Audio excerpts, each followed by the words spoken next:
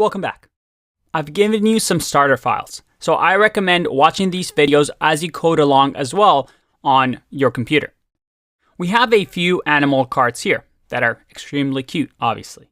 Right now, if we look at what we have an HTML page with just simple divs that contain these little emojis of animals.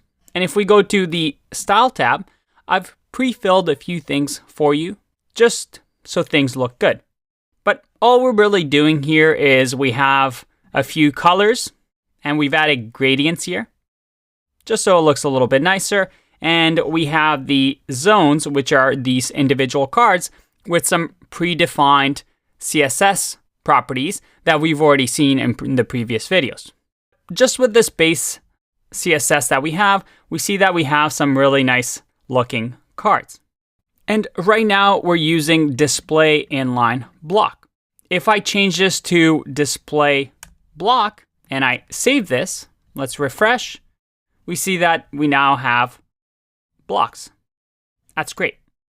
But we want a little bit more control and perhaps make this grid a little bit more responsive, maybe look a little bit different and just overall cleaner.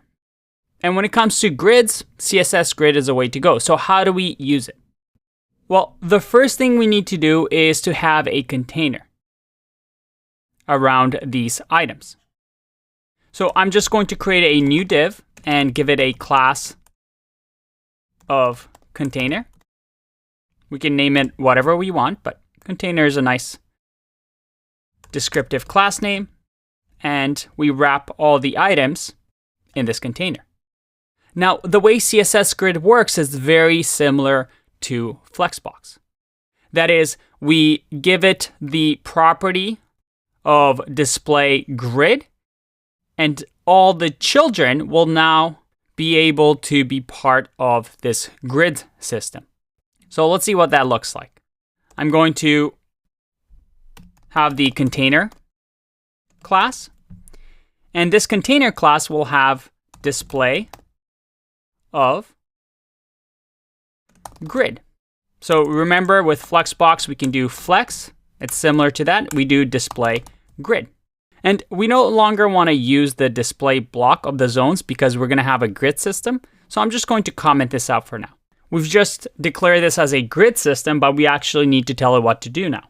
And the most important part of CSS grid is this property, grid template columns. And most likely, you're going to be using this in all your CSS grid implementation. And what we can use these grid template columns is to tell our page how many columns we want to use. In here, if I say something like 300 pixels and 300 pixels, I save and refresh here. Look at that. I have 300 pixels and then 300 pixels. And automatically, because I've declared it this way with two definitions or two values, it assumes that we have two grids of 300 pixels and 300 pixels.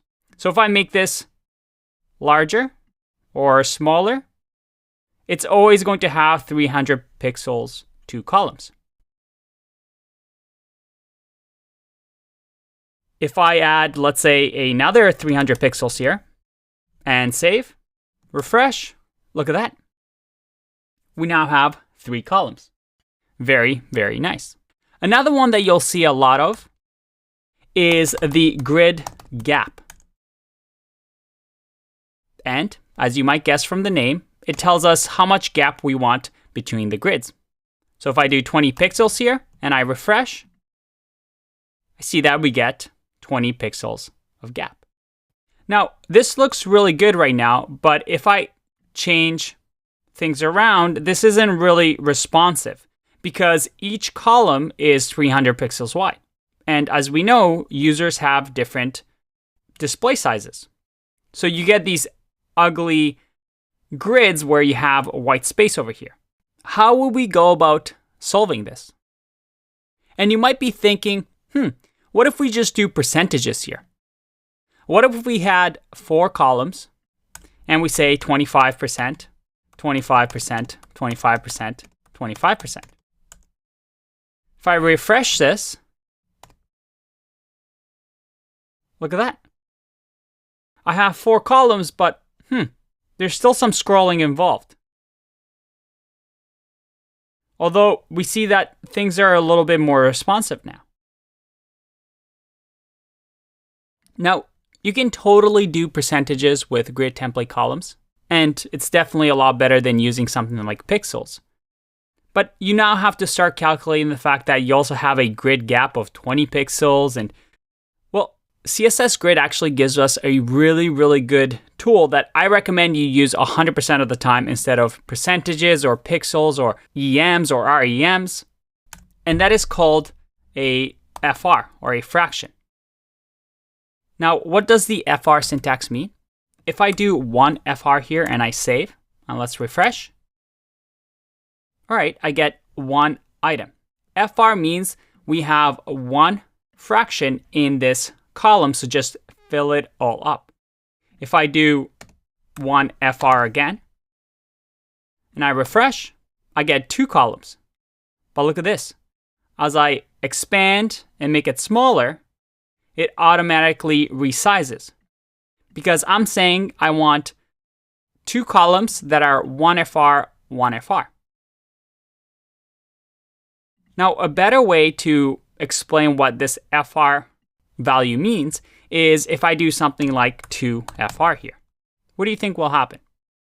If I save and refresh, this should give you a better idea. All we're saying is we want 3 columns. And in terms of the proportion or the sizes, I want the first 2 columns to be half the size of the 3rd column. Because in terms of fractions, this is twice as big as the other ones. As I make this larger and larger, it's always going to say and keep those proportions. This is going to be twice as large as the other ones. So when you're using CSS Grid, this is the best way for you to maintain this grid system and make sure that it's responsive. How cool is that? Just by writing 3 properties, saying that we want to use the grid system, adding maybe a grid gap and grid template columns with these FR values, we've made a grid system that is quite responsive. But there are a few more properties that we can use in CSS Grid, so let's check them out in the next video.